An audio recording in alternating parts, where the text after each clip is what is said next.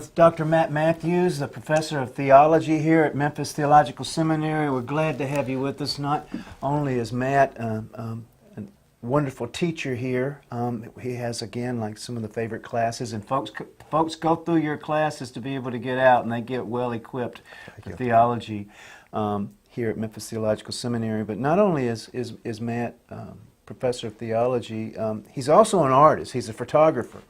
And a very successful photographer, very good photographer. We actually displayed yours and Dr. Miner's at an exhibit we had, and it was one of the most well-received exhibit that we've had. So I'd like to invite you. I know you've got a new book out and then also a book coming up, so I'd like to invite you to maybe share a little bit about that. Well, sure. Thanks, John. It's great to be with you.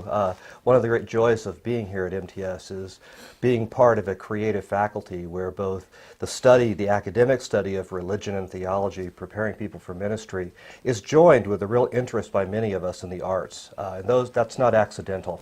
We really see artistic expression, the experiencing of the arts and beauty, as an essential part of spiritual maturity and something that the church has long needed. And so those things kind of stand together for many of us in the faculty, but certainly for me as a scholar and theologian here. Two books. The first is Dust and Breath, Faith, Health, and Why the Church Should Care About Both. This is a book that I co-authored with my spouse, Dr. Kendra Holtz, which explores why Christians and other people of faith should be invested in their health as an expression of their faith and belief in God. And one of the things we point out in that book is that health isn't just the absence of disease. It's the presence of a condition, a comprehensive set of conditions of flourishing that make it possible for human beings to live well in the world. And that's really the connection to the second book, because I believe that the arts, that experiences of beauty in the world shape and form us towards spiritual maturity. And so the second book I've just worked on is entitled Borrowed Light, a photographic exploration of the Central California coast. And it is a collection of 70 black and white photographs that I've made over the past decade through a number of trips out to the Central California coast that explores the landscape. And I kind of offer some interpretive essays in the book, giving some theological reflections on the photographs. So those are the two big projects I've been up to lately, John. Wow. That's exciting, and I look forward to seeing the book of the photographs. I know that's sort of the Western, and it's kind of your wheelhouse, and obviously it's a part of your interest as well. Because let me ask you, Matt, if you don't mind, being a theologian and being an artist.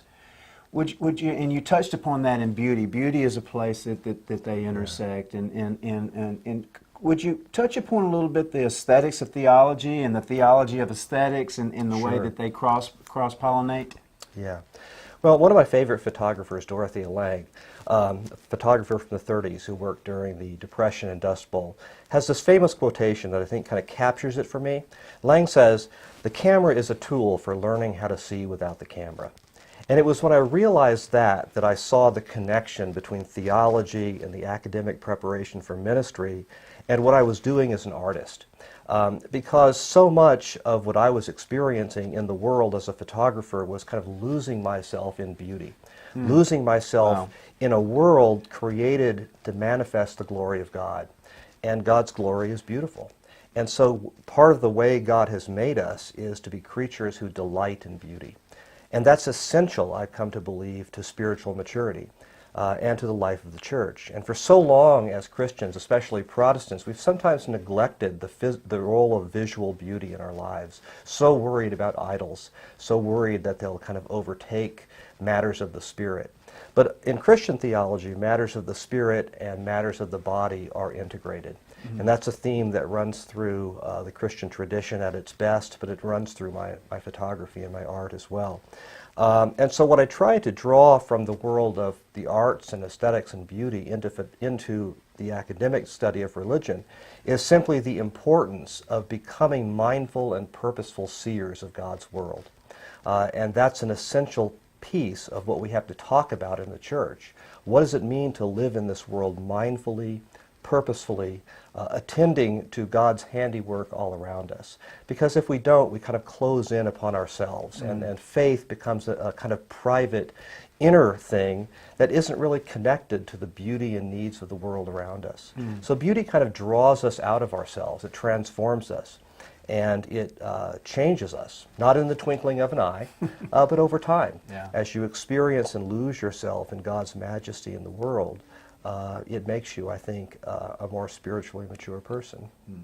That's interesting. Speaking of spiritual maturity, I don't know quite from whom it came, but I heard one time that a real sign of spiritual maturity is to be able to see the sacred in the everyday. Absolutely. And it seems as though, as a photographer, that's sort of what you're showing. And if you know, you use the image of seeing, and it's about presence as well, and right. and being, you know, quite wonderful, but being in communion, and essentially you're in communion with nature. Absolutely. So it's God and the other, and where Yeah. that intersects is at the cross. So that's Right. wonderful. Right, and it's interesting you raised that point, John. In Borrowed Light, one of the short reflections that I've written is entitled The Ordinary. And what I point out there is, as a photographer, the first thing you learned is to look for the grand gesture.